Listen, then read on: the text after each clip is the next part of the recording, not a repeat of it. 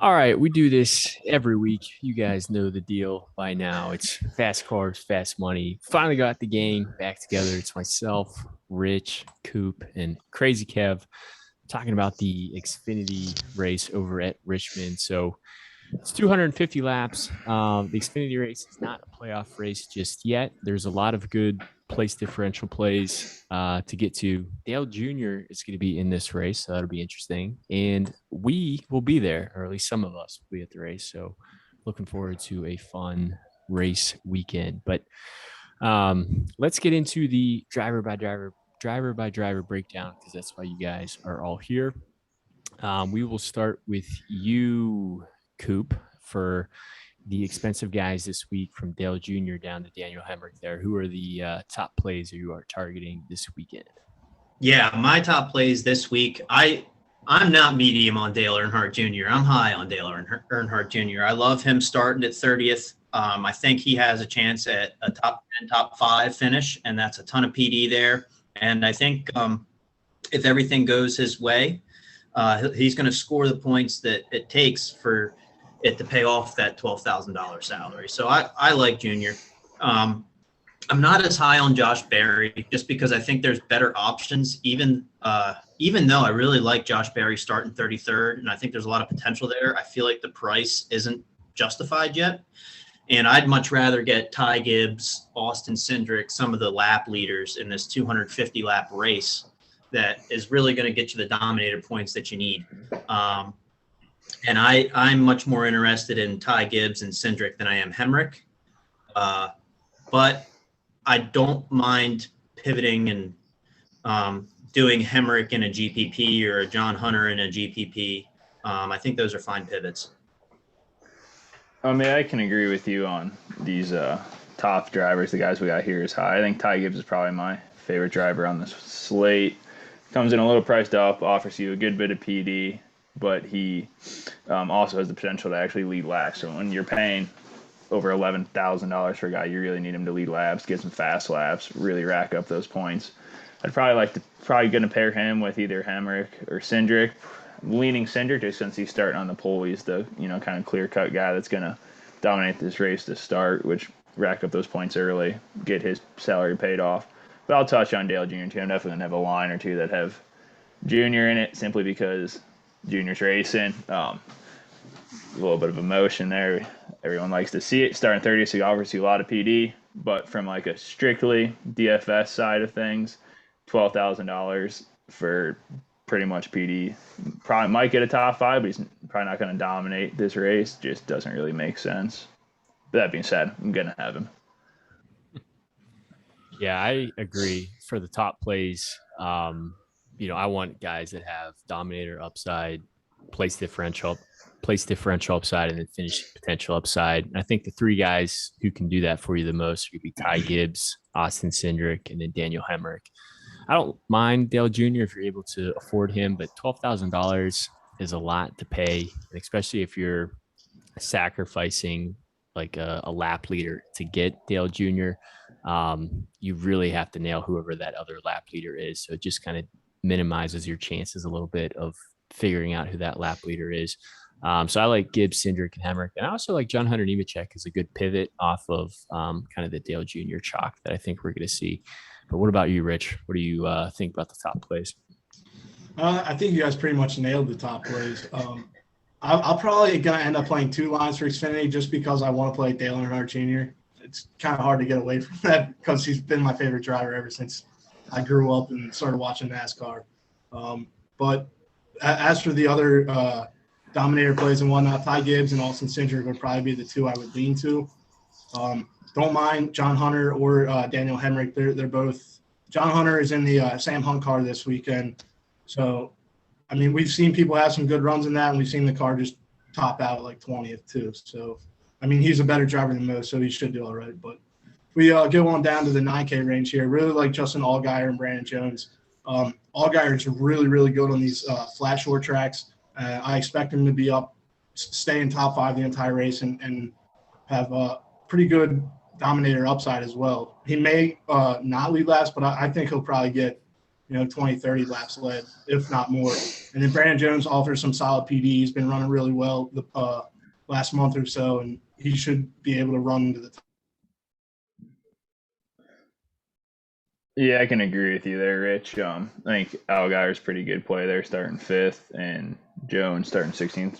Jones offers you that PD. Allgaier offers you some potential to lead some laps. And I think you should be able to take one of those guys and fit them in with Gibbs and a Cindric without too much issue there with a little bit of value plays we got farther on down here. Yeah, I think that's a good point. Brandon Jones starts 16th. He gives you a little bit of place differential. Probably isn't going to lead you any laps, or the chances of him racking up dominator points are probably a little bit less than Hemrick, but he is a little bit cheaper. And like Kev was saying, these are plays that are really easy to pair with Gibbs, with Cindric, and Allgaier. These are the types of tracks that he runs well at. So that's definitely a GPP driver that I'm looking to target.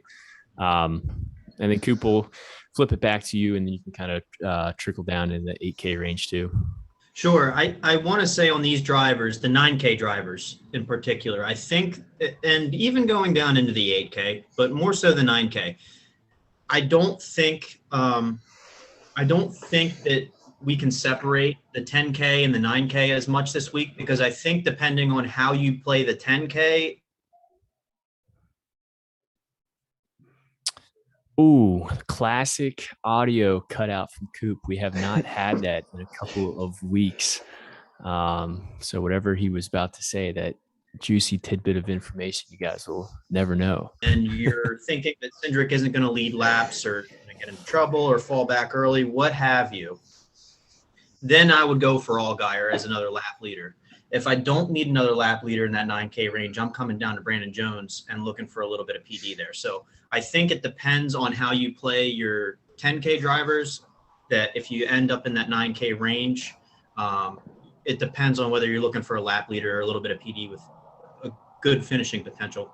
And then coming down into the 8K range, I'm interested to see how Ty Dillon does this week. He's obviously was a cup racer last year and has a lot of skill as a driver.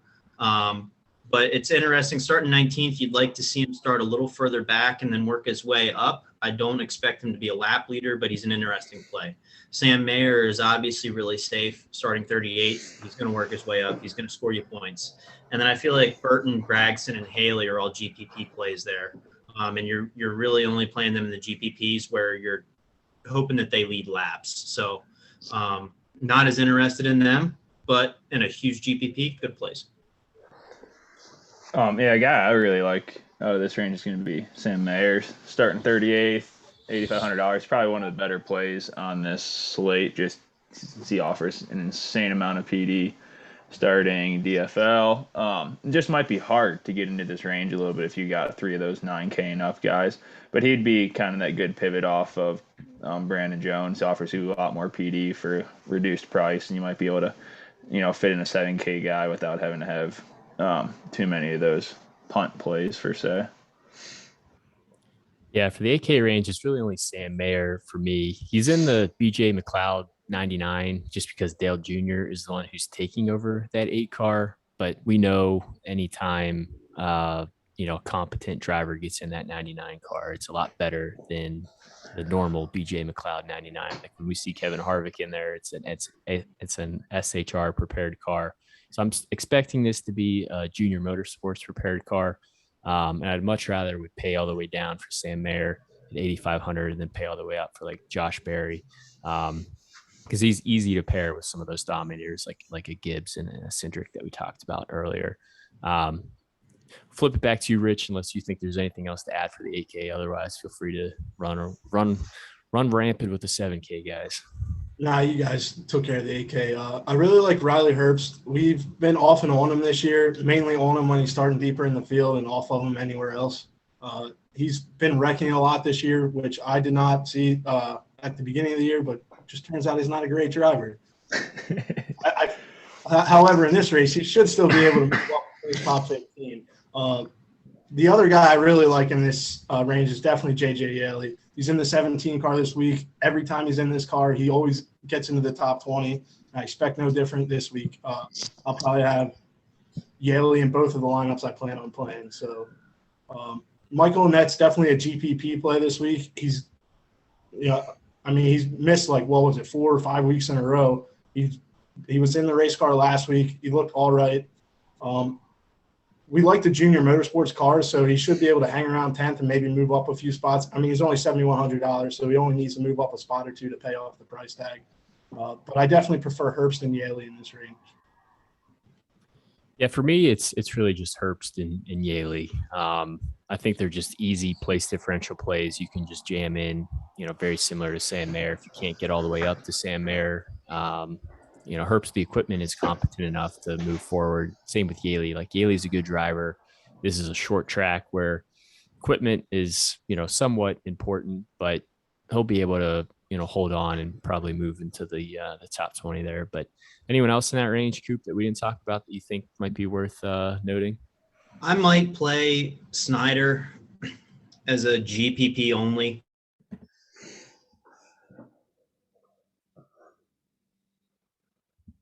Ooh, Coop's audio is struggling tonight, but I think he's saying Snyder is basically GPP only, and I think Yeley and Herbst are really your only options there. But we'll move on down to the 6K range to save a little bit of time. And we're back. And you're back. I was going to say, why don't you just keep running with the 6K range? All right. Sounds good. Sorry. I was talking about PPP plays there, and I think Ryan Sieg fits right into that category too. Another driver that really you're just looking for him to get a top 10. And I think he's the only guy in this range, outside of maybe Brandon Brown, that has that potential. I think the rest of the guys, you're really looking at a top 15 finish at the best. And I think this is a weak range. Maybe Buford, but again, you're hoping he gets 15th and just moves up a couple spots. So nobody in this range necessarily excites me. But if you're fitting in those top tier drivers, you might have to play one of the guys in this range. Yeah, I think you nail it there, Coop. I don't think this is a very strong range. Not really high on anybody in this. Rather probably just drop down some of those lower value plays. But I will say, if we go back up to this, Tommy Joe would probably, if I'm going to have to, or land in this range, would probably just go with him just because he offers you the most PD potential there. But other than that, I'm not really sold on anybody here. That's just simply a PD play. But if we move down, I think there's a lot of good value in this range to help you get some of those studs. So I'll start with here. He's starting more or less in last place. I think he'd be in the second to last row there, starting 36, which offers you a ton of PD. It's the Xfinity Series. Everyone's trying to make the playoffs if they can, so there's going to be probably a few racks, which will just PD points for him. Probably get up into the top 30, which is all you really need out of him for $5,500. And I'll let Rich handle the rest of this. Yeah, I like Stephen Licht as well. The Hattori car has generally been pretty fast every single time it comes to the track. Outside of Licht, though, I'd probably go with Spencer Boyd. He's in the DGM car this week, starting in the back of the field. When we're down here in these punts, we're just looking for guys to survive and move up as the cars wreck out. And I feel like Spencer Boyd should be able to do that. Yeah, and then for me, as far as punt plays go, I think Steven is probably the safest option just because of the Hattori equipment that he's in and where he starts. A couple other options if you want to maybe pivot, if you think he's going to be high owned. I don't mind Mason Massey. He's back in the 78. He was in the 17 last weekend, so don't expect the same kind of performance, but starting 34th, he can't really hurt you. Same with David Starr. I would really just kind of check MBM's Twitter page kind of before the race, see if that car is sponsored, see whatever driver that they're promoting, and then kind of lean to play that driver if they're talking about one and not the other. I think Spencer Boyd's a good option in the DGM 90 car. And then if you need a Hail Mary punt play, Patrick down here at $4,600 is in the same equipment, the R Motorsports equipment that Ty Dillon's in. It's not necessarily like a slam dunk driver, but He's really cheap and he gives you a lot of salary relief. So even if he can hold on and finish like top 25, like even if he loses a couple spots, I think if you can jam in your other studs and they perform, like get some of those really good PD plays and nail the dominators, I think he is an option that you can consider. Anything else, Coop, before we wrap up the Xfinity video? I would just like to say that I don't mind Star and Light are real. I mean, it's 50-50 for me. I could go either way. David Starr, like you said, you have to check and make sure the car's sponsored and make sure that they're going to try and put in a good race. But if they do, Star's put in a couple top 25s this year, and that's a lot of PD for 5,400. And if you're really trying to plug in some of those top tier drivers, I don't mind going down to either Light or Star or both, maybe if you want to double punt. But outside of those two, I'm not overly excited about anybody. Massey and Boyd are fine punts too, but again, you're really just rolling the dice here, hoping that whoever you punt to gets a top 25. All right, so that's going to do it for the Xfinity video for the race at Richmond. Like I said, some of us will be at the race, so we're looking forward to seeing all this DFS unfold in front of our eyes. But that'll be it. And the Cup video is also up live right now, too. So as soon as you're done watching this one, hop over and watch the Cup video.